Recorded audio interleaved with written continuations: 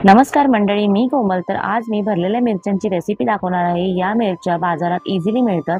तर मी 6 मिरच्या घेतल्यात, त्यामधून कट करून त्यातल्या बिया काढून घेतल्यात. आता मिरच्या भरण्यासाठी काय काय घ्यायचं ते दाखवते. अर्धा चम्मच हळद, 1 चम्मच धना पावडर, चवीपुरता मीठ, बारीक चिरलेली कोथिंबीर आणि हे ओलं खोबरं किसून घेतलंय. तर हे सर्व एकत्र मिक्स करून घेऊया छान. असं सारण तयार झालं पाहिजे. हे सारण आपण मिरच्यांमध्ये भरून घेऊया. आता भाजायची प्रोसेस करूया.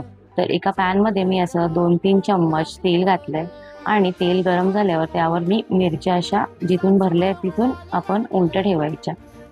सर्व मिरच्या मी आता ठेवून घेते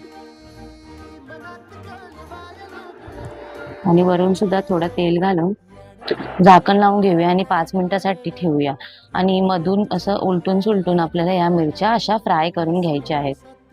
मिरच्या उलटल्यानंतर सुद्धा त्यावर आपण थोडंसं तेल घालू आणि परत एकदा झाकण 2-3 मिनिटासाठी लावून घेऊ. 2 मिनिटानंतर झाकण काढून बघू तर मिरच्या आपल्या मस्त तयार झालेल्या आहेत खाण्यासाठी. जेवणासोबत अशा भरलेल्या मिरच्या असतील तर जेवणाची रंगत अजून फुलते. मिरच्यांचा व्हिडिओ आवडल्यास लाईक, शेअर, सबस्क्राईब आणि कमेंट करायला विसरू